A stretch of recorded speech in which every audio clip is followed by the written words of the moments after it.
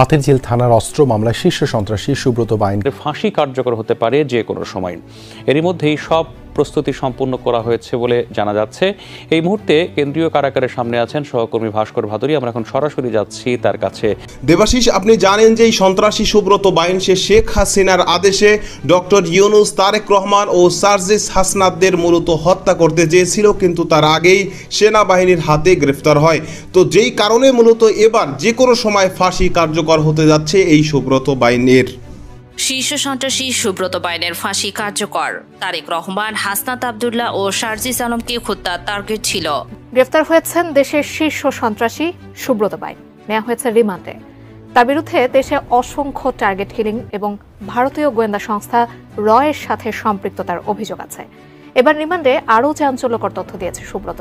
অবশেষে বেরিয়ে এলো থলের বিড়াল। জানা গেল সুব্রতের খুঁটির জোর।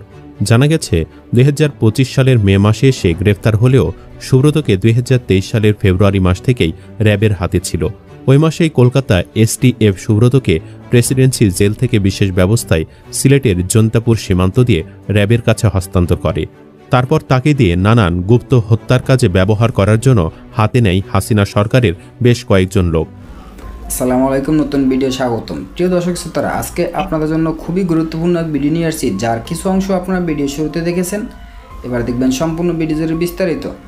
এবং তার পাশাপাশি কেউ যদি নিজের দোষ নিজেই স্বীকার করে সে নিজেরই ফাঁসির দাবি করেন আদালতে, তাতে আইন অনুযায়ী কোনো প্রমাণের প্রয়োজন পড়ে না। হ্যাঁ দর্শক, আজকের ভিডিওতে দেখবেন সেই বিষয়। তার আগে ভিডিও অন করে যারা সাবস্ক্রাইব করেছেন তাদেরকে ধন্যবাদ, আর যারা এখনও সাবস্ক্রাইব করেন নাই তাদের কাছে অনুরোধ সাবস্ক্রাইব করে আজকে সম্পূর্ণ ভিডিও না টেনে একটা লাইক দিয়ে দেখতে থাকুন, তাহলে ভিডিওর মূল রহস্য বুঝতে পারবেন। তো দর্শক চলুন কথা না বাড়িয়ে আজকে সম্পূর্ণ ভিডিও আমরা না টেনে একটা লাইক দিয়ে দেখে আসি। গ্রেফতার হয়েছেন দেশের শীর্ষ সন্ত্রাসী সুব্রত বাইন। নেওয়া হয়েছে রিমান্ডে। তার বিরুদ্ধে দেশে অসংখ্য টার্গেট কিলিং এবং ভারতীয় গোয়েন্দা সংস্থা রয়ের সাথে সম্পৃক্ততার অভিযোগ আছে। এবার রিমান্ডে আরও চাঞ্চল্যকর তথ্য দিয়েছে সুব্রত। বিস্তারিত আরিফ হাসানের প্রতিবেদনে। বাংলাদেশের শীর্ষ সন্ত্রাসী সুব্রত বাইন রিমান্ডে জিজ্ঞাসাবাদে একের পর এক চাঞ্চল্যকর তথ্য প্রকাশ করছেন।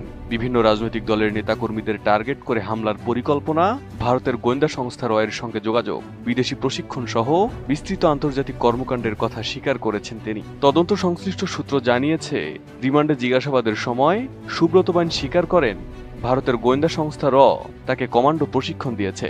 শুধু তাই নয়, রয়ের হয়ে তিনি দুবাই ও নেপালে দায়িত্ব পালন করেছেন বলেও জানান। সুব্রত স্বীকার করেন বাংলাদেশে একাধিক টার্গেট কিলিং মিশনে অংশ নিয়েছেন তিনি। এমনকি যুক্তরাজ্যে অবস্থানরত একটি রাজনৈতিক দলের শীর্ষ নেতাকে হত্যার মিশন তাকে দিয়েছিল সাবেক স্বরাষ্ট্রমন্ত্রী। জিজ্ঞাসাবাদে জানা যায়, রয়ের পক্ষ থেকে তার কাছে পাঠানো হয়েছিল একটি অত্যাধুনিক স্যাটেলাইট ফোন, যা এসেছে তার ঘনিষ্ঠ সহযোগী মোল্লা মাসুদের মাধ্যমে। এই ফোন ব্যবহারের মাধ্যমে দেশের ভেতর ও বাইরে গুরুত্বপূর্ণ যোগাযোগ চালিয়ে যাচ্ছিলেন সুব্রত। এর আগে সুব্রত বাইনের সম্পৃক্ততা এবং টার্গেট কিলিং সহ বিস্তারিত তথ্য প্রকাশ করেন আল জাজিরার অনুসন্ধানী সাংবাদিক জুলকার নায়েন সায়ের। সূত্র অনুযায়ী 2001 সালে সরকারের ঘোষিত 23 শীর্ষ সন্ত্রাসীর তালিকায় নাম আসার পর সুব্রত ভারতে পালিয়ে যান। যশোরে ভাড়া বাসায় তার স্ত্রী সন্তানদের রেখে তিনি নিয়মিত কলকাতা যেতেন এবং সেখান থেকে চাঁদাবাজি ও অন্যান্য অপরাধমূলক কর্মকাণ্ড পরিচালনা করতেন। 2007 সালে ভারতীয় প্রশাসনের ধরপাকড় শুরু হলে তিনি আলী মোহাম্মদ নামে ভুয়া পাসপোর্টে সিঙ্গাপুর ও চীনে পালিয়ে যান। পরে রয়ের সহায়তায় চলে যান দুবাই। সেখানে বিলাসবহুল জীবনযাপন শুরু করেন এবং মাফিয়া নেতা দাউদ ইব্রাহিমের ঘনিষ্ঠদের সঙ্গে সম্পর্ক স্থাপনের চেষ্টা চালান। 2023 সালের ফেব্রুয়ারিতে ভারতের STF তাকে কলকাতায় গ্রেপ্তার করে বাংলাদেশে হস্তান্তর করে। পরে র্যাব সদর দপ্তরে নেওয়া হলে তৎকালীন স্বরাষ্ট্রমন্ত্রী আসাদুজ্জামান খান কামাল, পুলিশ কর্মকর্তা মনিরুল ইসলাম ও একজন র কর্মকর্তা তার সঙ্গে সাক্ষাৎ করেন। তাকে যুক্তরাজ্যে পাঠিয়ে দেশের জনপ্রিয় শীর্ষ এক রাজনৈতিক নেতাকে হত্যার গোপন মিশনে পাঠানোর পরিকল্পনা করেন। সুব্রত রাজি হলে তাকে স্নাইপার রাইফেল ব্যবহার সহ বিভিন্ন টার্গেটিং ট্রেনিং দেওয়া হয়। 5 আগস্ট শেখ হাসিনা সরকারের পতনের পর সুব্রতকে মুক্তি দেওয়া হলে তিনি আবারও সক্রিয় হন এবং পুনরায় যোগাযোগ স্থাপন করেন রয়ের সঙ্গে। সুব্রতকে সহায়তা করতে বাংলাদেশে স্যাটেলাইট ফোন সহ পাঠানো হয় মোল্লা মাসুদকে। আর এই দুই শীর্ষ সন্ত্রাসীর সঙ্গে পলাতক আওয়ামী শীর্ষ নেতাদের যোগাযোগের মাধ্যম হয় নেপালে পলাতক আরেক সন্ত্রাসী লেদার লিটনের। এসব বিষয়ে ডিবির যুগ্ম কমিশনার মোহাম্মদ নাসিরুল ইসলাম জাতীয় দৈনিক যুগান্তরকে বলেন, সুব্রত বাইন ও তার সহযোগীদের জিজ্ঞাসাবাদ চলছে। তারা যেসব তথ্য দিয়েছে সেগুলোর সত্যতা যাচাই করা হচ্ছে। বিষয়টি অত্যন্ত গুরুত্বের সঙ্গে দেখা হচ্ছে বলে জানান তিনি। এদিকে তদন্ত চলমান থাকায় আরও বিস্ফোরক তথ্য সামনে আসতে পারে বলে ধারণা করছেন সংশ্লিষ্টরা। অবশেষে বেরিয়ে এলো থলের বিড়াল। জানা গেল সুব্রতের খুঁটির জোর। জানা গেছে 2025 সালের মে মাসে সে গ্রেফতার হলেও সুব্রতকে 2023 সালের ফেব্রুয়ারি মাস থেকেই র্যাবের হাতে ছিল।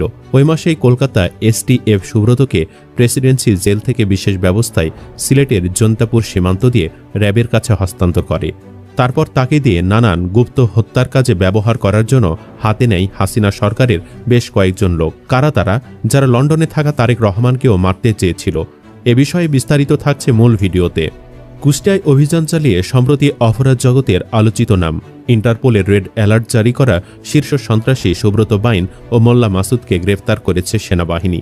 যৌথ বাহিনীর অভিযানে কুষ্টিয়া জেলা শহরের কালীশঙ্করপুর এলাকার সোনার বাংলা রোডের বাংলা মসজিদের পাশের একটি বাড়ি থেকে তাদের গ্রেফতার করা হয়। গ্রেফতারের পর থেকে তাদের নিয়ে নানান আলোচনা সমালোচনা চলছে। বিশেষ করে তাদের গুপ্ত হত্যার টার্গেট নিয়ে গোটা বিশ্বেই আলোড়ন পড়ে গেছে।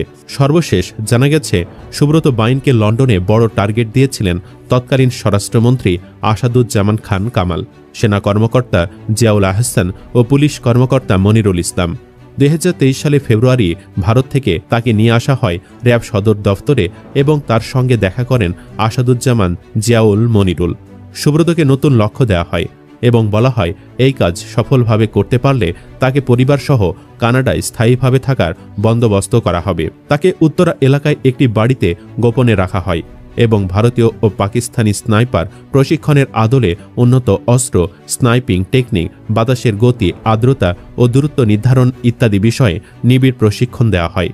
গোয়েন্দা সূত্র বলছে, সুব্রত বাইনকে পাকিস্তানি পাসপোর্টে লন্ডনে পাঠিয়ে বিএনপির ভারপ্রাপ্ত চেয়ারম্যান তারেক রহমানকে হত্যার পরিকল্পনা চূড়ান্ত করা হয়।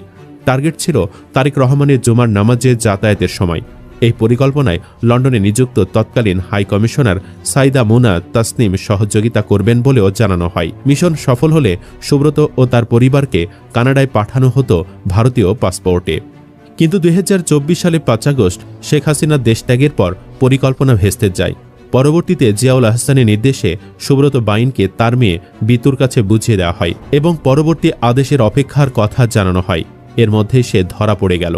এর আগে সুব্রত কিভাবে এত বড় সন্ত্রাসীতে পরিণত হয়, এই নিয়ে লন্ডনে অবস্থানরত আল জাজিরার অনুসন্ধানী সাংবাদিক জুলকারনাইন শাহের সামাজিক যোগাযোগ মাধ্যমে একটি পোস্ট করেছেন। ফেসবুক পোস্টে তিনি উল্লেখ করেছেন, 2001 সালে বিএনপি সরকার ক্ষমতা নেওয়ার পর আইনশৃঙ্খলা পরিস্থিতি নিয়ন্ত্রণের জন্য বাংলাদেশে 23 জন কুখ্যাত শীর্ষ সন্ত্রাসীদের তালিকা তৈরি করা হয় এবং তৎকালীন প্রধানমন্ত্রী খালেদা জিয়ার নির্দেশে স্বরাষ্ট্র মন্ত্রণালয় শীর্ষ 23 অপরাধীকে ধরিয়ে দেওয়ার জন্য পুরস্কার ঘোষণা করেন। ওই তালিকার প্রথমে ছিল ত্রিমথী সুব্রত বাইন। তার নামে তখন 1 লাখ টাকার পুরস্কার ঘোষণা করা হয়।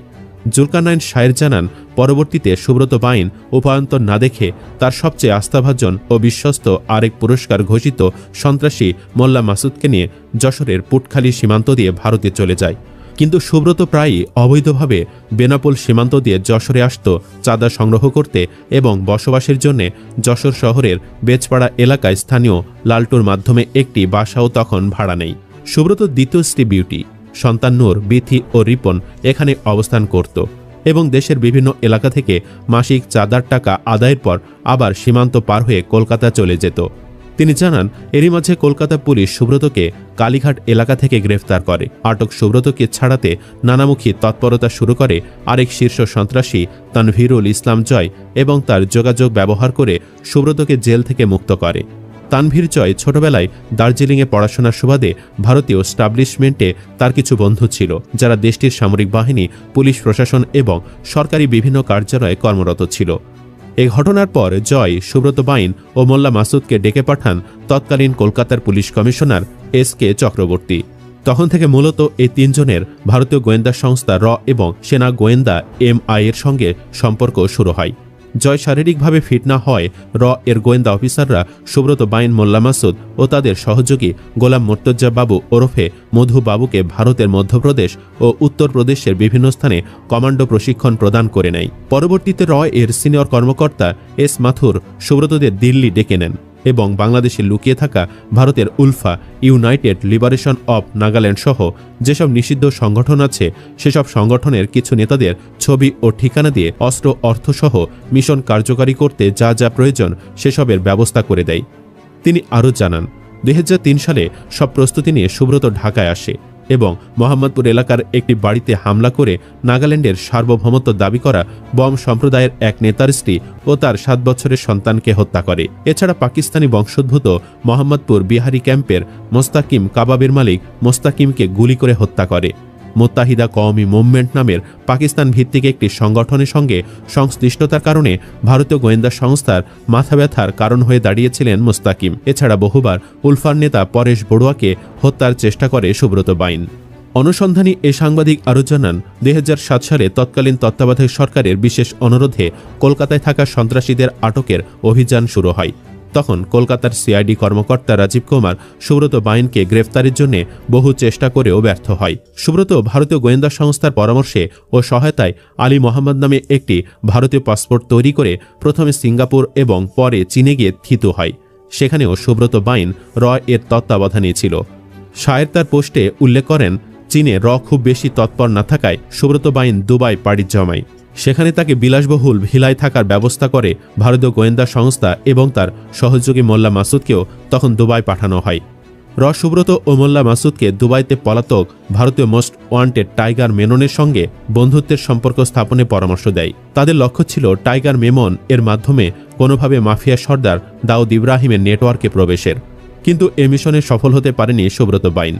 পরবর্তীতে ভারতীয় গোয়েন্দা সংস্থা এর পরামর্শে সুব্রত বাইন নেপাল হয়ে ভারতে প্রবেশ করে এবং পরিকল্পনা মাফিক কলকাতায় তার বালিগঞ্জের বাড়ি থেকে এসটিএফ তাকে গ্রেফতার করে। 2023 সালে ফেব্রুয়ারি মাসে কলকাতা এসটিএফ সুব্রতকে প্রেসিডেন্সি জেল থেকে বিশেষ ব্যবস্থায় বাংলাদেশের সিলেটের জন্তাপুর সীমান্ত দিয়ে র্যাবের কাছে হস্তান্তর করে। তাকে নিয়ে আসা হয় র্যাব সদর দফতরে এবং তার সঙ্গে দেখা করেন তৎকালীন স্বরাষ্ট্রমন্ত্রী আসাদুজ্জামান খান কামাল, সেনা কর্মকর্তা জিয়াউল আহসান ও পুলিশ কর্মকর্তা মনিরুল ইসলাম। সুব্রতকে নতুন লক্ষ্য দেওয়া হয় এবং বলা হয় এই কাজ সফলভাবে করতে পারলে তাকে পরিবার সহ কানাডায় স্থায়ীভাবে থাকার বন্দোবস্ত করা হবে। ধন্যবাদ এতক্ষণ সাথে থাকার জন্য। প্রিয় দর্শক শ্রোতারা, এরকম নিত্য নতুন আপডেট নিউজ পেতে আমাদের সাথে থাকবেন এবং আজকের ভিডিও এই পর্যন্ত। নতুন কোনো ভিডিও কথা হবে নতুন কোনো বিষয় নিয়ে, ততক্ষণ ভালো থাকবেন, সাথে থাকবেন। আসসালামু আলাইকুম, আল্লাহ হাফেজ।